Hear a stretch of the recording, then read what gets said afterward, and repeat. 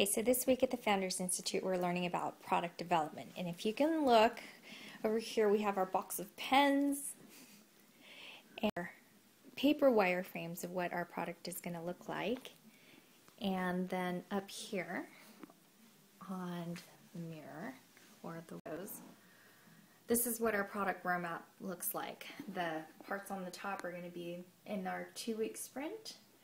Then we have the parts on the happen afterwards. Then this is the features for phase 2. And then this is what's going to happen in 3. I'm going to have Bill talk about some of these things while I pan around to all the pictures. You already showed everything. Okay, anyway, so this is just a quick and easy way to throw stuff up on the wall. We just sort of brainstormed. It's a lot of stuff that we've known already that we wanted to do, but I probably should have known the process before, but doing the class kind of kicked us in the butt to get a little bit more organized and procedural about it. So basically we took all of our ideas, just wrote them out even separately, just threw a whole pile of Post-it notes on the table. This is called road mapping. Yeah. Features. Yes, or brain. So we actually probably restrained ourselves a little bit, only because we've been working with these ideas for quite a while. So we put down mostly stuff that we wanted to focus on, and a few other things that we knew we wanted to not forget for later, and kind of organized them. And then I took a path, organized it. Then Cheryl went through and sort of prioritized what she wanted to see, and then I unprioritized a little bit to select what's achievable in a short term. And so if you know anything about sort of rapid development, then what you want to do is identify the key things that are achievable in the short term. And by short term we're talking 2 weeks. Yeah, 2 weeks or less. Actually, since I've already a bit along, hopefully we'll get some of this stuff right here done in less than a week. A lot of stuff that is not that difficult, so it would be easy to think you can just throw it into there, but I want to do something that's going to be achievable, and then between the two of us, or just by using the product, then we may reprioritize which of these things we want to have incorporated into the next pass. There is actually a sort of separate thing here. We're going to have another parallel line of development, some of which I've shown here with the mobile application. Oh, we can't really tell. Oh.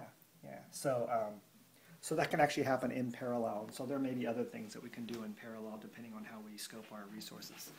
So backwards, what I did here is, this is actually, I don't know that I want to prop up the technology, but I did use an iPad for this. There's an application called Penultimate, which I really like because I can do old-fashioned style of your iPad and show it. Well, maybe I'll show it some other time. We'll focus. But it allows me to express my handwriting in the way that I used to do on paper all the time. And normally I'll do everything on the iPad, but since I wanted to work with Cheryl on this and move things around, then I printed the stuff out. Sent it. The app allows me to send my notes to myself as a PDF, and then I just put 2-page up and then cut them in half and laid them out so we can move these around as well. But I'd worked through these wireframes quite a bit already, so we actually cut some stuff from what I had outlined to match kind of the feature set that we expressed up there on the wall. And there's big pieces missing that we'll be attacking later on, but profile settings here fall into the wayside until later. But this way, so I think we had sort of loosely tried to do something similar to this before, but you know, some people are better at being able to visualize. I'm a very visual kind of person, and so it was probably good. This exercise was good because I already had this stuff kind of drawn out and written out, and it made it a lot easier for Cheryl to be able to critique what I had, rather than necessarily collaborating lockstep on the visuals directly. With this is kind of the precursor to taking it to an artist. So if we get professional art done rather than relying on my work, they'll have a better idea of what we're trying to achieve. And so that's another thing that I have going in parallel, is trying to find an artist that can help us out. So if you're an artist out there who wants to work with a startup, email us or contact us on the forum on our website, .com. Yeah. So yeah, there's lots of opportunities. for a lot of creative input still, or it could be simple as providing artwork. We have some ideas. We'd be really open to having other creative ideas interject in our process. Anyway, so this to summarize, this is done. This was done already, but then the homework kind of pushed us to get it now to collaborate. Actually, it helped us to collaborate and make sure that we had our ideas.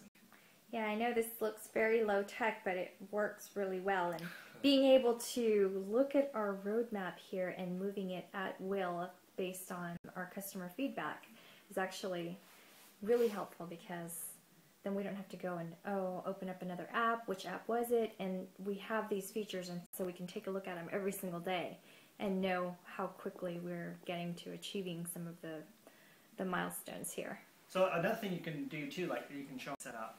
So one thing I was going to try doing, and maybe I'll post some of the pictures, but take images of the variations of our roadmap with the Post-it notes as we were going along.